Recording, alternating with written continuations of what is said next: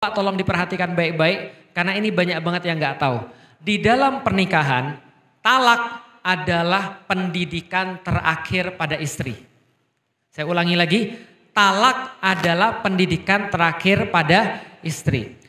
Pendidikan pertama, ketika seorang laki-laki menemukan istrinya itu bersikap maksiat atau nusyus, dalam bahasa agamanya nusyus itu maksiat pada suaminya. Andai kan benar-benar maksiat ya, maka pertama kali yang suami lakukan di dalam Al-Quran adalah berbicara yang baik, menasihati istrinya. Kenapa? Dengan kesadaran bahwasanya kesalahan seorang istri karena suami gagal mendidik. Artinya ketika istri saya bermaksiat, yang saya lakukan, saya justru merasa ini kesalahan saya dan saya nasihati dengan baik. Mbok ya jangan kayak gitu dek, Abi gak suka, jangan kayak gini, harusnya tuh kamu kayak gini. Mudah-mudahan nanti kamu besok dipermudah untuk melakukan hal yang baik. Nasihat yang baik, bukan marah, bukan ngamuk, nasihat yang baik. Yang memberikan pengertian. Kenapa? Karena gini mas-mas kalian, perempuan itu bukan pakai mata, dia pakainya kuping. Lah kalau volumenya ketinggian, yang ada bukan masuk itu materi. Yang ada berantem. Paham ya? Kalau enggak nangis.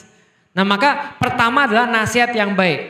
Kalau masih belum bisa, maka yang kedua adalah apa? Yang kedua, pisahkan tempat tidurnya. Yang kedua apa? Ya udah, kalau kamu masih belum mau dengar, hari ini saya tidur di luar dulu. Kamu silakan tidur di kamar sendiri supaya kamu bisa mikir. Coba kamu pikir-pikir lagi, kalau memang salah, aku ada di sofa ya. Kan gitu. Berapa lama? 3 hari maksimal. Berapa hari? 3 hari maksimal. Kalau masih tidak bisa diyakinkan atau masih bermaksiat, masih marah, yang ketiga, apa yang ketiga? Laki-laki menunjuk hakim dari dia, perempuan menunjuk hakim dari dia, 2 hakim ini ngobrol supaya tidak subjektif. 2 hakim ini ngobrol, cari penyelesaian terhadap masalah rumah tangga berdua ini. Gitu kan ya, ini terjadi pada masa Rasulullah. Maka ada 1 hakim dari laki-laki, ada 1 hakim dari perempuan, mereka yang diskusi dan yang mereka putuskan harus dijalankan oleh laki-laki dan perempuan ini yang dalam rumah tangga. Jelas ya? Masih nggak bisa juga, ternyata masih nggak bisa. Oke, ini sebelum yang terakhir, dipukul. Dia apa? Dipukul. Tapi jangan di stop sini ya. Dipukulnya apa? Allah katakan boleh dipukul. Boleh perempuan dipukul oleh laki-laki sebagai bentuk takdib atau pengajaran. Kata Rasulullah, jangan mukul di wajah. Kata Rasulullah, jangan mukul di wajah. Nggak boleh. Yang kedua, jangan mukul yang berbekas. Kata Rasulullah, contoh ditampar sampai ada 5 jari di sini, itu nggak boleh. Jelas ya? Apalagi disetrika, itu nggak boleh. Jelas ya? Pokoknya nggak boleh yang berbekas. Benjol, haram, nggak boleh. Nggak boleh yang berbekas. Yang ketiga, nggak boleh yang menyakitkan. Nggak boleh apa? Menyakitkan. Berarti pukulannya tidak di wajah, tidak berbekas, dan tidak menyakitkan. Contoh, ya kan bisa pukul sini. Kayak gini kan bisa, atau pukul kaki kan bisa. Cuma sekedar apa? Pemberitahuan aja bahwa ini perbuatanmu sudah serius. Saya laki-laki, saya suami. Ketika saya pukul istri saya mau ngasih tahu tugas saya itu adalah bawa kamu ke surga, bimbing kamu. Saya mau ngasih tahu ya, dosamu tuh dosaku. Kalau kamu tetap bermaksiat dan aku tetap suamimu, aku dosa. Maka aku pukul untuk mengingatkan kamu ini pendidikan yang terakhir. Sebelum talak. Jelas sampai di sini? Oke, sampailah pada talak nih. Sampailah pada talak. Ternyata nggak berubah. Oke, talak. Lihat ya, talak ada 2 jenis. Ada berapa jenis? 1, talak 1, talak 2, talak 3. Ini berbeda-beda nih. Talak 1, talak 2, talak 3. Jenis kedua langsung talak 3. Jelas? Yang kedua langsung talak 3. Jadi bisa seseorang mengatakan pada istrinya, kamu saya talak 3, bisa. Apa ngaruhnya Ustadz? Nanti saya cerita. Oke, lihat ya. Yang umum dulu ya, talak 1, talak 2, dan talak 3. Lihat ya. Kalau andaikan sudah nggak bisa lagi berubah, seorang suami contoh mengatakan pada istrinya, kamu saya talak. Atau dengan perkataan semacam itu, yang semisal, yang bermakna sama. Misal, silahkan kamu pulang ke orang tuamu, saya balikin kamu ke orang tuamu. Atau, mulai dari hari ini kita bukan suami istri. Atau, mulai hari ini kamu hidup sendiri, aku bukan suamimu lagi. Atau kata-kata yang setara dengan itu, paham ya? Ini hati-hati banget. Makanya laki-laki itu perlu belajar agama supaya mereka tahu bahwasanya perkara talak ini bukan main-main. Sama kayak syahadat bukan main-main, maka kemudian talak itu juga bukan main-main. Ketika dia sudah ngucapin begitu, jatuhlah apa? Talak 1. Saya bahas agama dulu, saya belum bahas tentang hukum negara ya. Agama dulu. Begitu laki-laki ngucapin talak, maka berlakulah masa iddah. Apa namanya? Masa iddah. Apa itu masa iddah? Masa tunggu sampai cerainya sempurna. Berapa lama masa iddah atau masa tunggu ini? 3 kali suci. Gampangnya 3 kali suci. Ibu sekali suci, ibu 2 kali suci, ibu 3 kali suci. Maka selesai masa iddahnya. Jelas ya? Berarti pas ditalak lagi misalnya haid. Sekali suci, 2 kali suci, 3 kali suci. Paham sampai di sini? Berapa kali suci masa iddah? Oke, perhatikan baik-baik laki-laki, selama masa iddah perempuan tidak boleh dikeluarkan dari rumah. Jadi itu seperti masih istri, walaupun sudah ditalak, dia tetap harus tinggal di rumah suaminya. Untuk apa? Kan ini kan pelajaran, pendidikan. Siapa tahu sadar nih pas masa talak, pas masa iddah, Maka selama 3 kali suci itu seorang perempuan berada di tempat suaminya. Andaikan pas lagi masa iddah sambil nunggu 3 kali suci, ternyata mereka baikan. Somehow mereka kemudian baikan. Atau suaminya bilang, kita rujuk yuk, kita balikan yuk. Atau kata-kata yang sama ya, kita jadi suami istri lagi yuk. Atau bahkan sesederhana, mohon maaf, mengajak hubungan badan. Itu sudah masuk rujuk. Jelas? Jelas ya?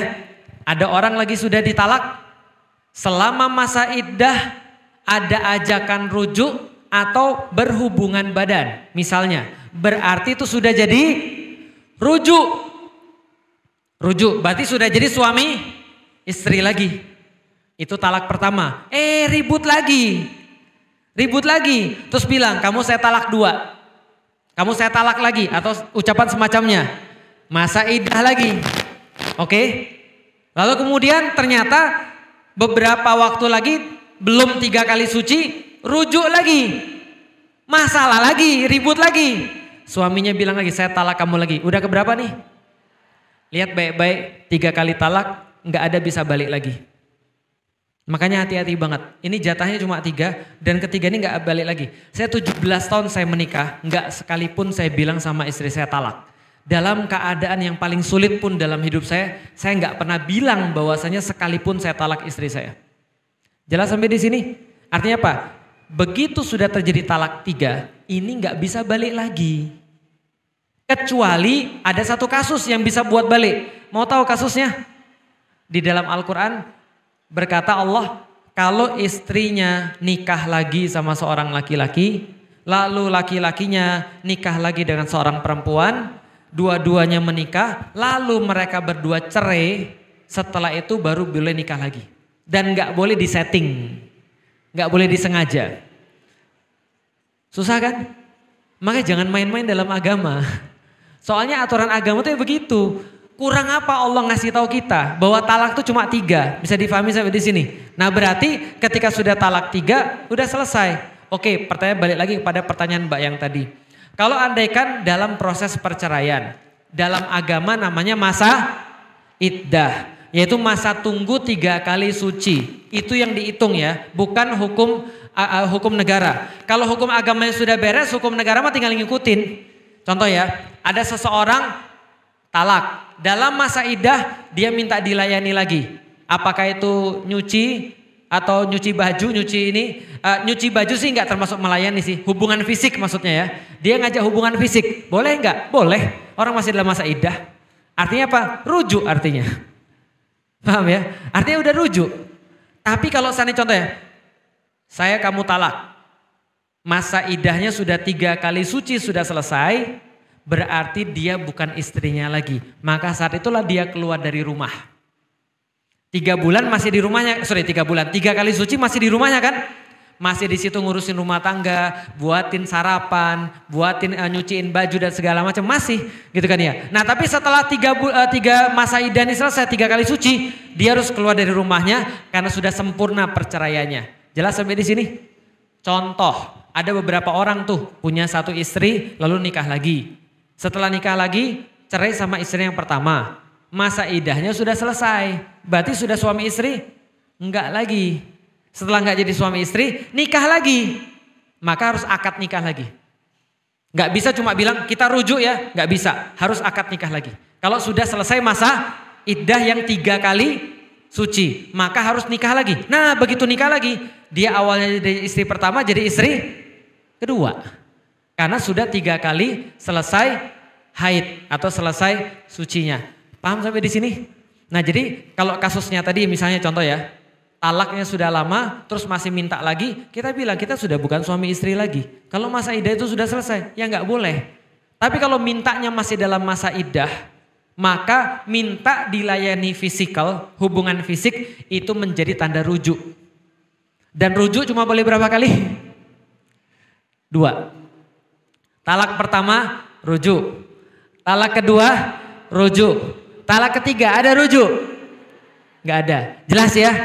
Jadi hati-hati banget yang laki-laki. Mohon banget, Mbok ya kalau sebelum nikah diajarin itu laki-lakinya.